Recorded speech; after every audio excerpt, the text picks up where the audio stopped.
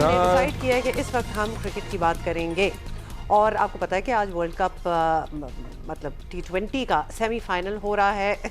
किस तरह हमारा इंटरेस्ट लूज हुआ है वैसे, जिसमें जी साउथ अफ्रीका के सामने है न्यूजीलैंड। किसके साथ हैं आप? इस न्यूजीलैंड की जगह पाकिस्तान भी हो सकता था। नहीं हो सकता था। अच्छा, एक तो प्लीज ये ख्वाब देखना छोड़ दें।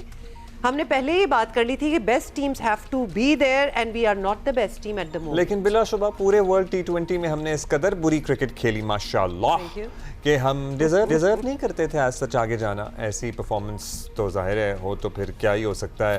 फिर जुर्मानों की गैर मुसद्दक़ खबरें भी आ रही थीं। कल हमें याया ने कहा था कि इस बारे में ना ही पूछें तो बेहतर है। फिर सिलेक्शन कमेटी के मसाइल भी सामने आए। अलीम डार साहब ने इस्तीफ़ा दे दिया। लेकिन अब बात तब्दीलियों की लहर तक आ चुकी है।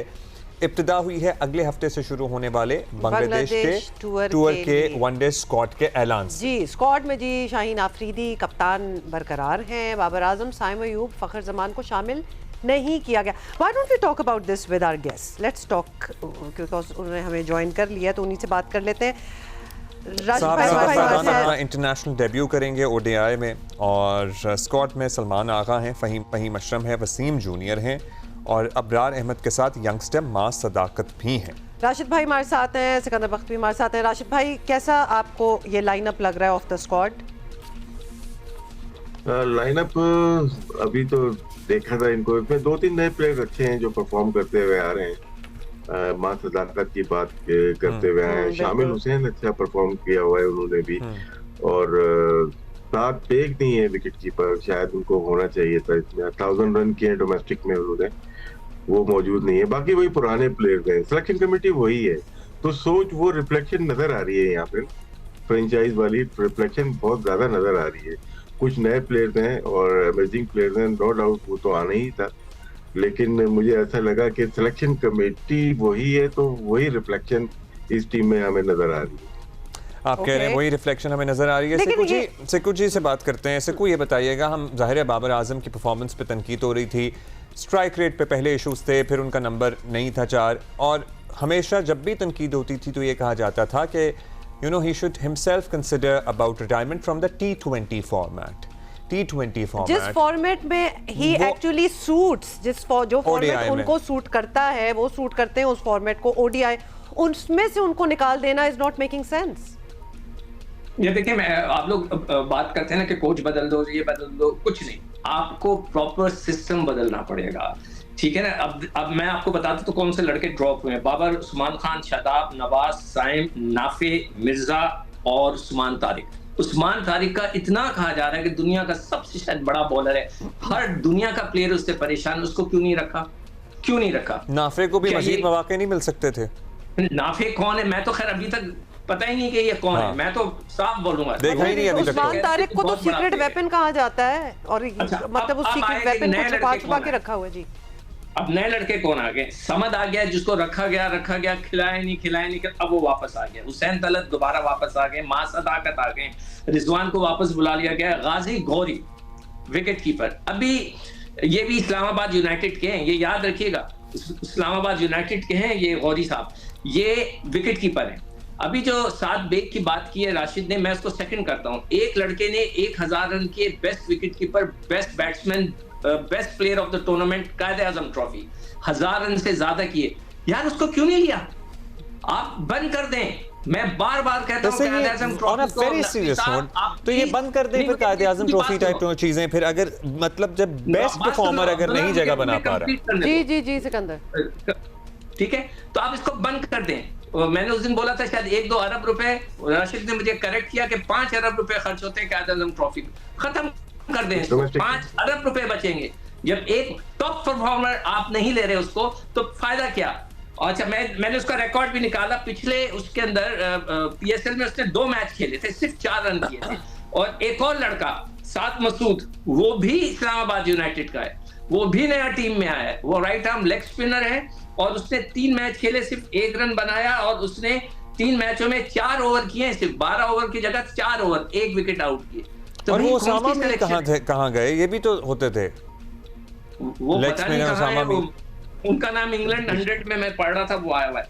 तो हम लोग जब तक ये सिस्टम अपना सही नहीं करेंगे, नकवी साहब से मैं फिर हाथ जोड़ के रिक्वेस्ट करूंगा, सर आप पहले अपने डायरेक्टर डोमेस्टिक क्रिकेट से ये पूछें कि वर्ल्ड कप कल खत्म हो रहा है, अभी चल रहा है, आप नेशनल T20 चैंपियनशिप करा रहे हैं। अच्छा, इसमें तो कोई फार्मूला होना चाहिए। हुमा, आप मुझे बताएं, अगर इस पे कोई फार्मूला हो सकता है कि भाई जो बेस्ट परफॉर्मर होंगे ना, या बेस्ट टूर परफॉर्मर्स होंगे, कायदे आजम ट्रॉफी या इस तरह के किसी टूर्नामेंट के, उनको लेना लाजिम करार दिया जाए फिर। नहीं तो यही तो ओवरऑलिंग जिसकी हम बात कर रहे थे। अब्दुल्ला, बात सुने, जब मैं पहली दफा मुझे सेलेक्टर बनाया था तौकीर जिया साहब ने, तो मैंने यही चीज रखी थी जो आपने अभी बोली है, और उस बेस पे मैं किसको लेकर आया था आज से 20 साल पहले, मिसबाहुल हक को। उसके हाईएस्ट रन थे उस वक्त। It should be a compulsion. वैसे it's not such rocket science. This is how it should be. The person who जो मेरिट पे उतरता है उसको रखे। राशिद भाई, आपका क्या कहना है? और अभी ये सारी बातें जो कर रहे थे, ये कायदे आजम ट्रॉफी वगैरह फिर खत्म कर दे, नहीं बिल्कुल कुछ खत्म ना करें, यही तो सिस्टम ठीक करना है।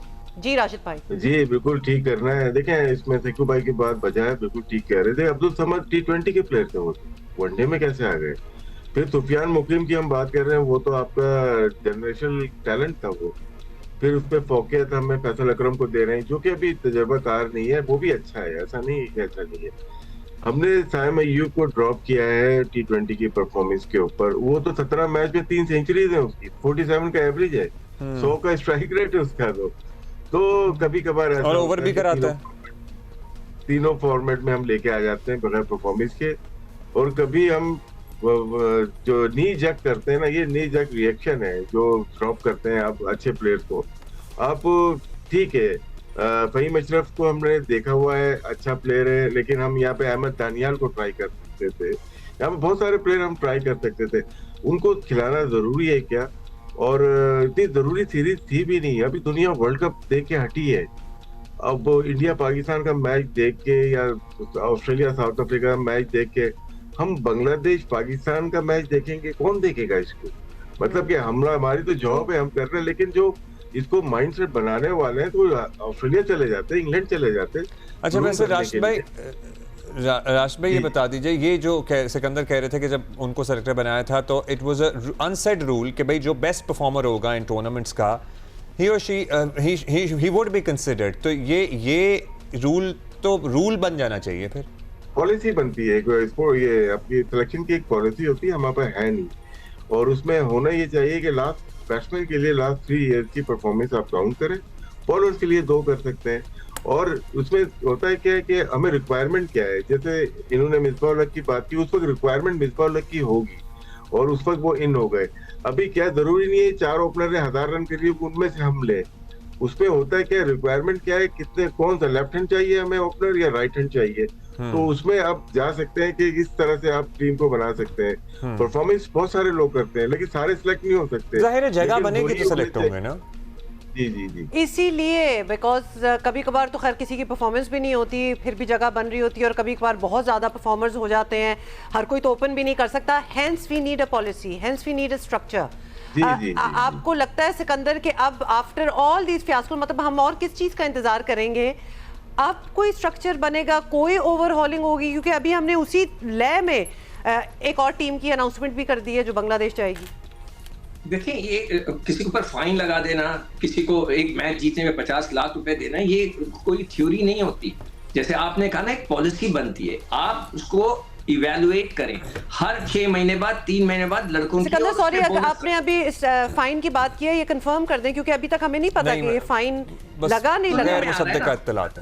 मतलब सुनने में आ रहा है कि उनको नहीं, तो अगर फाइन लगना ही है तो फिर इनकी जो सैलरीज होती हैं उन पे फाइन होना चाहिए, कॉन्ट्रैक्ट को अदा करना चाहिए, या व्हाटएवर। वन टाइम क्यों हो फिर? नहीं, सेंट्रल कॉन्ट्रैक्ट, जैसे आपने एक कैटेगरी हटा दी ना 60 लाख रुपए वाली, जो हमारे ज़का अशरफ साहब ने पता नहीं किस खौफ और डर से पाकिस्तान की टीम के आप सरबराह हैं, मतलब है चेयरमैन, आपने डर के हमारे लड़कों से 60 लाख रुपए तनख्वाह कर दी उनकी। कैसे, मतलब किस किस्म के चेयरमैन आए हमारे यहाँ क्रिकेट में? मैं तो हैरान हूँ इस बात पे। तो आपको पहले जो है इनके सजा के तौर पे आप ये करेंगे, C-D कैटेगरी है ना, उसकी तनख्वाह दें, और फिर इवैल्यूएट करें हर 6 महीने बाद कि भाई ये लड़का परफॉर्मेंस दे रहा है नहीं दे रहा। और सबसे इंपॉर्टेंट चीज क्या, आपने शाहिन शाह अफरीदी की क्योंकि परफॉर्मेंस भी वैसी है। नहीं सर, वैसे तो सिकंदर एंड राशिद भाई, कोच पे भी कुछ थोड़ा सा जुर्माना बनता है, मतलब what do you think, why should clause में नहीं होगा जुर्माने का? देखिए, जो बात कर रहे हैं ना कि सेंट्रल कॉन्ट्रैक्ट नहीं दे, ठीक है, जज्बात में हम बात करते हैं, लेकिन अगर हम सेंट्रल कॉन्ट्रैक्ट नहीं देंगे प्लेयर को या नीचे लेके आएंगे तो प्लेयर सेंट्रल कॉन्ट्रैक्ट साइन ही नहीं करेगा। दुनिया भर में इतनी लीग हो रही है, इतनी आईसीसी ने क्यों बाउंड किया हुआ है कि 20 प्लेयर 25 प्लेयर आप साइन करके रखे हैं। जिस दिन ये हो गया कि करी पैकर एक बन जाएगा तो हमारे सारे प्लेयर तो IL T20 में साइन कर लेंगे, फिर पाकिस्तान के पास जो रहे सहे प्लेयर हैं वो भी नहीं रहेंगे। इसीलिए बाउंडिंग जरूरी होती है प्लेयर की मर्जी होती है कि वो साइन करे नहीं करे। अभी कल अगर कोई प्लेयर अगर बोल दे यार मैं सेंट्रल कॉन्ट्रैक्ट साइन नहीं करूंगा, हम लोग सब पीछे पड़ जाएंगे उस पर। ये मुल्क के लिए नहीं खेलना चाहता, ये ऐसा करना चाहता है, इनको T20 चाहिए। तो बहुत सारी चीजें हमें देखनी है पाकिस्तान क्रिकेट बोर्ड को, और भी क्रिकेट बोर्ड करते हैं ऐसा कि फाइन कर दो, इनामत दे दो। आपके सेंट्रल कॉन्ट्रैक्ट में जितने भी रिवॉर्ड दिए जाते हैं उसके अंदर दर्ज होता है, उसके अंदर जरूरी नहीं है कि हर दूसरे दिन वर्ल्ड कप हारने के बाद हर दूसरे दिन एक नई ब्रेकिंग न्यूज आएगी। एक आई हमारे पास फाइन की आई, आज हमने सरफराज की फ्लोट की है। सारे जराए होंगे, जराए कौन है? जराए मैं और आप हैं, वो भी हमने सुन लिया। अब कल दूसरी आएगी एक ब्रेकिंग, फिर उसके बाद एक और ब्रेकिंग आएगी, और ब्रेकिंग के सहारे हम लोग जिंदा रह रहे हैं। अच्छा जी यार शाहीन बात सुने अब्दुल्ला जी मैंने शाहीन की बात की है, वो तो अनफिट लग रहा है, वो कैसे 10 ओवर कराएगा? क्या आपने उसका फिजिकल टेस्ट कराया जी? और भी जो हमारे सुपरस्टार माजी के गेंदबाज है वो भी कह रहे हैं कि उनकी इंजरीज पाइल अप हो चुकी हैं, अब वो नहीं खेल सकते मजीद। इसी आपने उसको कप्तान बना दिया यार 10 ओवर के मैच की बात कर रहे हैं, वो उसने 10 ओवर करने। और अगर सीरीज मतलब सीरीज भी वैसे को बहुत ही कुछ डू एंड डाई सीरीज तो नहीं है हमारे लिए। अनफिट हैं तो क्यों फिर अभी तक उसी में है? मतलब खुद अगर वो कह रहे हैं कि पाइल अप हो गए, जैसे मैं बात कर रहा हूं कि इसलिए रूल्स एंड रेगुलेशन और पॉलिसीज बनाई जाए और उसको फॉलो किया जाए, जिसके अंदर ये फिटनेस टेस्ट हो, उसके बाद इवैल्यूएशन हो परफॉर्मेंस की, और उसके अंदर अपग्रेडिंग और उसको डिग्रेड करने वाली चीजें इसमें रखनी चाहिए कि भाई आपको जो है आपके कॉन्ट्रैक्ट को हम कम करेंगे, ज्यादा करेंगे, सब चीजें होनी चाहिए। अच्छा, अब रेड बॉल में हमारे पास आ रहे हैं जी, जराए हमें बता रहे हैं कि सरफराज अहमद आ रहे हैं हेड कोच के तौर पर। भाई अभी आप भी कुछ इशारा दे रहे थे, व्हाट्स हैपनिंग देयर? जी ये ब्रेकिंग है, और हालांकि मई में हमारे टेस्ट सीरीज है तो जरूरत नहीं थी अभी फ्लोट करने की इसको ना, लेकिन ये कि हमें थोड़ा सा डायलूट करनी होती है चीजें मीडिया में। तो आ जाए सरफराज, जब आएंगे हम बहुत अच्छी तरीके से उनकी लिए बात भी करेंगे। लेकिन अभी मेरे ख्याल से फोकस होना चाहिए वनडे क्रिकेट। आज टीम अनाउंस हो गई है और नई ब्रेकिंग के लिए हम रेडी हो जाते हैं, और टेस्ट मैचेस हमारे बाद में अभी PSL है तो उसमें देखेंगे। ठीक है जी। Sikandar, your thoughts on Sarfaraz's name being floated as the head coach? Sir मैं कहता हूं आप दुनिया का कोई कोच ले आए, सिस्टम क्रिएट करें। जब तक आप सिस्टम नहीं बनाएंगे, हमने उनकी कोचिंग देख ली, बहुत अच्छी बात की थी आज मोहम्मद आमिर ने, कि उनको आप पहले जूनियर में ही रखें, लेट हिम ग्रो। वो वहां जूनियर्स में रह के जब सीख लेगा अच्छी तरह, फिर उसको लेकर आए बड़ों में।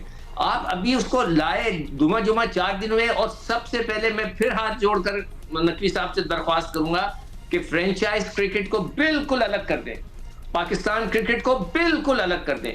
फ्रेंचाइज क्रिकेट का कोई बंदा पाकिस्तान क्रिकेट में ना आए, वरना आपके साथ यही होगा जो इस वक्त हो रहा है। फ्रेंचाइज को प्रमोट किया जाता है और कुछ नहीं है यहाँ पर, इसलिए प्लीज आप कह रहे हैं फ्रेंचाइज क्रिकेट को बिल्कुल अलग कर दें, वहां से कोचेस भी नहीं होने चाहिए। बहुत शुक्रिया। बहुत शुक्रिया।